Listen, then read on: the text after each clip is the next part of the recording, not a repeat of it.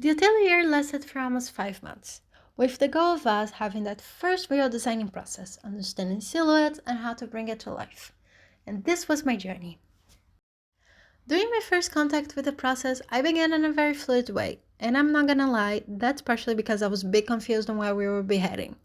But looking back at it now, I think that was a good thing because it let me go thinking, I'm not gonna go this path because it would be impossible to execute. I just did whatever came to my mind, which I learned that in a silhouette brainstorming, that's the best thing. I already had an idea of what I wanted to do. I'm a big fan of this 70s grave. The very feminine aesthetic, the bright colors, a lot of skin showing, even the techness per se. So I had that in the back of my mind as I was developing it. Something that I found really interesting while developing was this back and forth from half-scale mannequin to digital collages. I felt that it really helped me to explore shapes because I was not limited to the whole piece. I could choose little parts that I liked to develop further or combine with others. After many collages and calicos, I had reached my final concept. Big shoulders, mini skirt, gathering, body tight, and shirring. Those were the keywords from my visual research. To execute it, I did some research into recent collections, especially the couture ones. One that really stood out for me was Schiaparelli's. It was a beautiful collection with amazing shapes and colors that gave me ideas for my sketch. From the half-scale collage that I did and the keywords, I translated that on paper into an actual garment.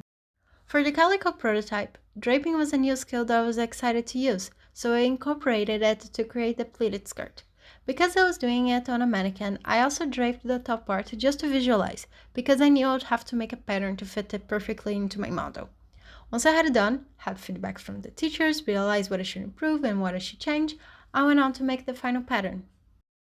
Pattern making is something that I actually enjoy doing and had experience with, so I knew exactly what steps I should take. Combined with the fact that my design is a pretty wearable dress with no crazy shapes, it was a quite smooth process for me.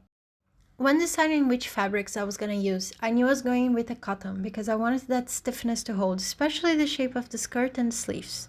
My initial idea was to use the heavy 12, but after some experimenting, I realized that it was not ideal due to being too strong. I wanted something lighter, and that's how I decided to go for poplin. For coloring, I wanted to use only natural dyeing, for the sake of trying out something new. It was a bit tough for me to decide how I was going to color it, especially taking into account the limited color range of natural dyeing. I wanted to use cabbage. The pink and purple that it produced was a beautiful color, so I centered around it, coming up with my final idea. But definitely, the most fun part for me was printmaking. I love graphic design, illustrating, and the technology that I met at the Maker's Lab was amazing.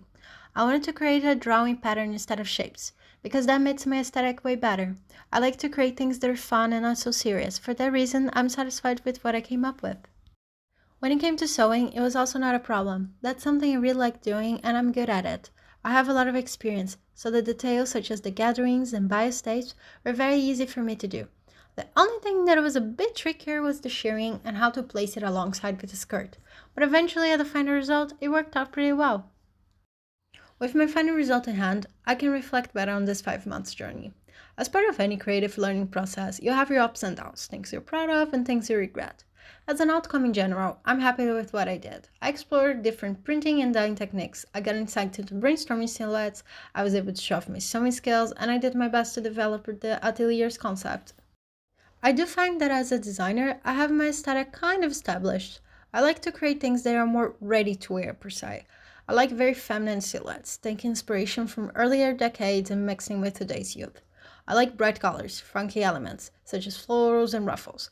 I really liked my final lineup that I drew. I think it really represents my style. Now the dress itself.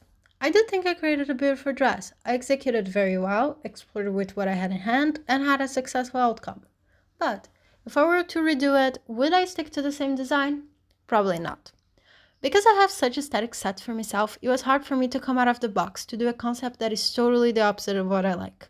I found that the atelier's expectations were very couturistic, which is something that I don't go for when designing.